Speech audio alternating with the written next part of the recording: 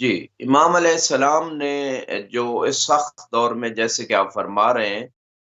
کہ کربلا کے بعد جو ہے حالات اور زیادہ سخت تھے، اور امام علیہ السلام کی زندگی کا بچنا جو ہے امامت کی بقا اس میں تھی، اور کہ امام علیہ السلام زندہ رہیں، لہٰذا تھوڑی سی مختصر جوابات جو امام نے دیے تھے، چاہے ابن زیاد کے سامنے یا یزید کے سامنے، تو ان دونوں ملعونوں نے امام کے قتل کا حکم دیا تھا۔ تو اس کے میننگز یہ ہیں کہ امام علیہ السلام ایسے سخت ترین حالات میں زندگی گزار رہے تھے کہ چھوٹی سی بات پہ بھی امام کے قتل کا حکم دیا جا سکتا تھا، اور کئی مرتبہ قتل کی کوشش کی گئی۔ بی بی زینب سلام اللہ علیہا نے ان حالات میں اپنے آپ کو امام پہ گرا کے امام کے بچانے کی بھرپور کوشش کی، اور فرمایا کہ پہلے مجھے قتل کرو، پھر میرے بھتیجے کی طرف بڑھنا۔ تو لہٰذا مقصد کہنے کا یہ ہے کہ ان سخت ترین حالات میں امام علیہ السلام نے اپنے نانا کے دین کو آگے پہنچانے کے لیے، اس کی حفاظت کے لیے، اس کی تبلیغ کے لیے جو امپارٹنٹ ترین سورسز اور جو اس وقت پاسبل تھے سورسز، ان میں سے ایک طریقہ جو ہے وہ دعا کا طریقہ اختیار کیا۔ امام علیہ السلام نے دعاؤں کے ذریعے سے لوگوں کو دین بھی سمجھایا، دعاؤں کے ذریعے سے لوگوں کو معرفت دلائی، دعاؤں کے ذریعے سے توحید سے لے کر نبوت، امامت، قیامت کی معرفت دلائی، اور اس فروع دین کے مسائل سمجھائے، اسی طرح اچھا، اخلاقی اور اجتماعی۔ بعض لوگ اس زمانے کے خاکے کو درک نہیں کر پاتے، عموماً کہتے ہیں کہ جی ائمہ کا دور تھا تو انہوں نے یہ کیوں نہیں بتایا، تو فلاں چیز ایجاد کیوں نہیں کی۔ اس طرح کے جو منتشر اذہان ہیں وہ اس طرح کے سوال کرتے ہیں، تو ان کے لیے بھی ایک جامع خاکہ قبلہ ساتھ میں پیش کرتے رہے، سیاسی طور سے کیسے حالات تھے، کیا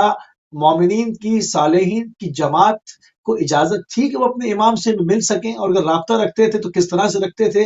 وہ کیا نوعیت تھی، تاکہ یہ ابہام جو ذہنوں کے اوپر پردے پڑے ہوئے ہیں وہ ہٹ جائیں، تاکہ ان کو پتہ چل جائے کہ کتنا سخت ترین دور تھا۔ اس طرح سے سوسائٹی نہیں تھی، معاشرہ سویلائز نہیں تھا کہ اگر کسی سے دشمنی بھی ہے تو بھی ٹھیک ہے، سیاست سے آپ نے باہر کر دیا، آپ نے آئسولیٹ کر دیا، مگر ملنے میں پابندی نہ ہو، نہیں، وہاں پر ایک بربریت کا ماحول تھا۔ وہ کیا تھا، تھوڑا وہ خاکہ بھی پیش کرتے جائیں۔ جی، آپ نے بڑا اچھا نقطہ اٹھایا ہے کہ جیسے میں نے عرض کیا کہ ایک چھوٹی چھوٹی بات پہ قتل ہونے کا خدشہ تھا، امام قتل سے نہیں ڈرتے، بلکہ ابن زیاد کو امام نے اس کے سامنے اس کوفہ میں یہ کہہ دیا تھا، بالقتل تحدثنی، تو مجھے قتل کی دھمکی دیتا ہے، اللہ تعلم القتل لنا عادہ و کرامتنا من اللہ شہادہ، قتل ہونا ہماری عادت ہے اور شہادت ہماری کرامت ہے۔ امام شجاعت میں اعلیٰ ترین درجے پہ تھے، لیکن جو ہے امامت کے سلسلے کو آگے بڑھانا اس لیے بھی ضروری تھا کہ امامت کی بقا میں، امام کی بقا میں دین کی بقا ہے، لہٰذا اس وجہ سے جو ہے زندگی کا باقی رہنا بھی ان مراحل میں ضروری تھا۔ اور جیسے کہ آپ فرما رہے ہیں کہ وہ حالات ایسے تھے کہ ڈائریکٹ لوگوں کو ملنے نہیں دیا جاتا تھا، بلکہ اتنی پابندیاں اور سختیاں تھیں کہ لوگ گھبراتے تھے کہ امام سے اگر ملے تو ہمارے اوپر جو ہے وہ کوئی مصیبت آ جائے گی، اور جاسوسی بہت زیادہ سختی سے ہو رہی تھی، لہٰذا اسی وجہ سے ان حالات میں امام نے سیاسی امور میں اور دوسرے امور میں اپنا وکیل جو ہے وہ جناب محمد ابن حنفیہ کو بنایا تھا،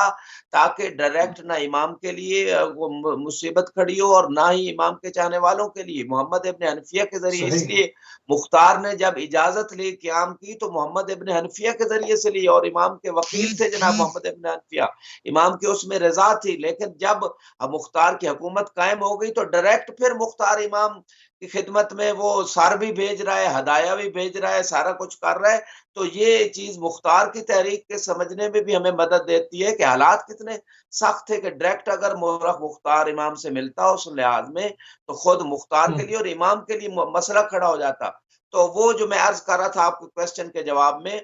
کہ امام علیہ السلام نے دعاؤں کے ذریعے سے تبلیغ کا سلسلہ، صحیفہ سجادیہ جس کو زبور آل محمد کہا جاتا ہے، صحیفہ سجادیہ جو ہے اس میں ہر قسم کی دعا امام نے تعلیم کی ہے، کہ خدا سے بات کیسے کرنی، آداب سکھائے، اول آخر درود پڑھے، مشکلات اگر رزق کی ہوں تو کون سی دعا پڑھیں، اگر عید کا مورد ہے تو کون سی دعا پڑھیں، آپ مریض ہو گئے تو کون سی دعا پڑھیں۔ امام نے جو ہے وہ اللہ اکبر۔ مختلف جہتوں سے ان دعاؤں کے ذریعے سے لوگوں کی مسائل کا حل بھی دیا تھا، اور لوگوں کو اہل بیت اور قرآن اور تعلیمات اسلام سے بھی متعارف کروایا تھا۔